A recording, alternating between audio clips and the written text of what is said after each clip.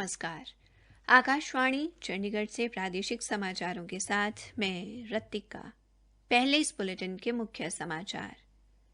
हरियाणा के मुख्यमंत्री मनोहर लाल ने पुलिस सिपाही भर्ती पेपर लीक मामले की जांच सीबीआई को सौंपने की विपक्ष की मांग को खारिज किया।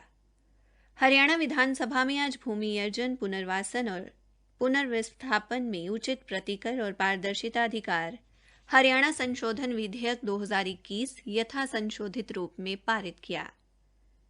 हरियाणा विधानसभा का मानसून सत्र अनिश्चितकाल के लिए उठाया गया। आज सदन में 6 विधेयक पारित किए गए और हरियाणा सरकार ने स्पष्ट किया है कि ऑनलाइन स्थानांतरण नीति राजकीय विश्वविद्यालयों के मामले में लागू नहीं है। देश भर में 18 वर्ष से अधिक आयु के सभी लोगों के लिए सरकारी केंद्रों में निःशुल्क टीकाकरण अभियान चलाया जा रहा है। आपसे अपील है कि कोविड वैक्सीन का टीका जरूर लगवाएं और इन आसान उपायों का पालन करें।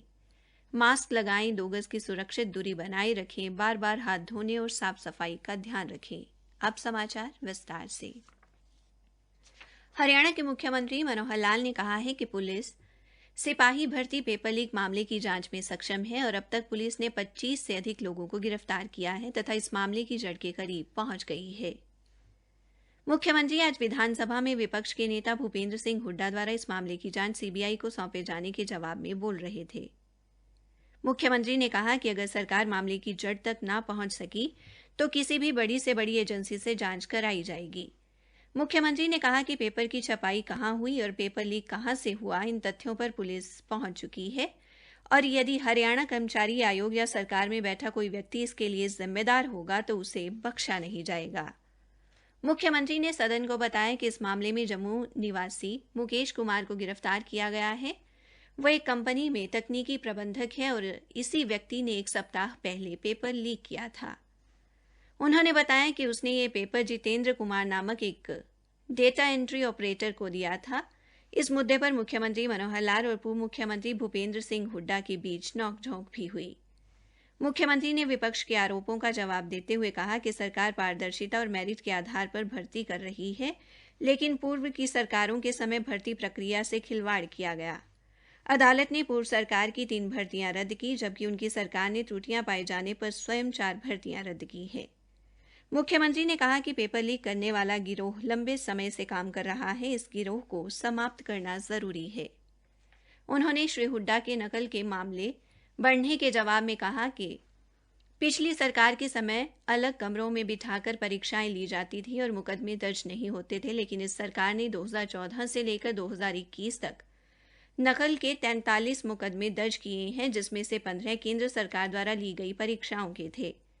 मुख्यमंत्री द्वारा मामले की सीबीआई द्वारा जांच किए जाने के विरोध में कांग्रेस विधायकों ने श्री हुड्डा की अगुवाई में सदन से वॉकआउट भी किया।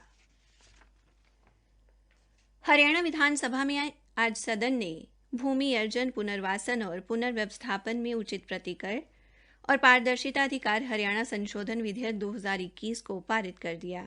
ये विधेयक उप मुख्यमंत्री दुष्यंत चौटाला द्वारा सदन में प्रस्तुत किया गया, जिसे विधायक अभय सिंह यादव द्वारा प्रस्तावित संशोधन को स्वीकार करते हुए यथा संशोधित रूप में पारित किया गया। इस विधेयक में प्रदेश की विशिष्ट परिस्थितियों के मद्देनजर संपूर्ण सार्वजनिक हितों की रक्षा हेतु 2013 के अधिनियम के कुछ प्रावधानों को संशोधित करने का प्रस्ताव है। इसमें भूमि मालिकों को न्यायोचित मुआवजा प्रदान करने तथा विभिन्न विकास परियोजनाओं जैसे ग्रामीण बुनियादी ढांचा, किफायती आवास, औद्योगिक गलियारे, स्वास्थ्य, शिक्षा, शहरी मेट्रो रेल परियोजनाओं के लिए भूमि अधिग्रहण की जरूरत को पूरा करने के लिए धारा 10A, 23A और 31A जोड़े जाने का प्रावधान किया गया है। हमारे संवाददाता ने बताया है कि विधेयक पारित होने से पहले विधेयक पर चर्चा के दौरान पूर्व मुख्यमंत्री भूपेंद्र सिंह हुड्डा, विधायक भारत भूषण बत्रा और विधायक किरण चौधरी ने संशोधन का विरोध करते हुए विधेयक को चयन समिति को भेजने की मांग की और संशोधनों को लेकर कई शंकाएं प्रकट की। विधायक अमित सिहाग सहित सभी ने कुछ तब्दीलियों के बाद दोबारा विधेयक लाने की मांग की। उप मुख्यमंत्री दुष्यंत चौटाला द्वारा उठाई गई शंकाओं को दूर करने के लिए प्रस्तुत किए गए तथ्यों से असंतुष्ट कांग्रेसी विधायकों ने विधेयक के विरोध में सदन से वॉकआउट किया। प्रादेशिक समाचार आकाशवाणी चंडीगढ़ से प्रसारित किए जा रहे हैं। बाकी समाचार इस अंतराल के बाद। हरियाणा शहरी विकास प्राधिकरण आपकी जरूरतों को समझता है, इसीलिए तो अब हम लाए हैं खास आपके लिए रोहतक जिले में 25 और 26 अगस्त को रिहायशी और व्यावसायिक साइट्स की ई नीलामी, जिसमें सेक्टर 27, 28, 26 में आप पा सकते हैं रेजिडेंशियल और ओल्ड ITI रोहतक में बेहतरीन कमर्शियल साइट्स। पंजीकरण और अधिक जानकारी के लिए www.hsvphry.org.in पर विजिट करें। हरियाणा शहरी विकास प्राधिकरण द्वारा जनहित में जारी। हरियाणा विधानसभा का मानसून सत्र आज अनिश्चितकाल के लिए उठा लिया गया। 3 दिन चले इस सत्र में विधायकों को उनके विधानसभा क्षेत्र से जुड़े मुद्दे उठाने का मौका मिला। विधानसभा में पहली बार शून्यकाल की शुरुआत हुई, जिस दौरान विधायकों को अपने राज्य और निर्वाचन क्षेत्र के मुद्दे रखने का मौका मिला। मानसून सत्र के पहले दिन 6 विधेयक सदन के पटल पर रखे गए और आज आखिरी दिन हरियाणा विनियोग संख्या 3 विधेयक 2021 सहित कुल 6 विधेयक पारित किए गए। हरियाणा विधानसभा में आज कुल 6 विधेयक पारित किए गए, जिनमें पंचकुला महानगर विकास प्राधिकरण विधेयक 2021, हरियाणा माल एवं सेवाकर द्वितीय संशोधन विधेयक 2021 और हरियाणा लोक परीक्षा अनुचित साधन निवारण विधेयक 2021 शामिल हैं। पंचकुला महानगर विकास प्राधिकरण विधेयक कृषि मंत्री जयप्रकाश दलाल और हरियाणा माल एवं सेवाकर द्वितीय संशोधन विधेयक 2021 उप मुख्यमंत्री दुष्यंत चौटाला द्वारा पेश किया गया।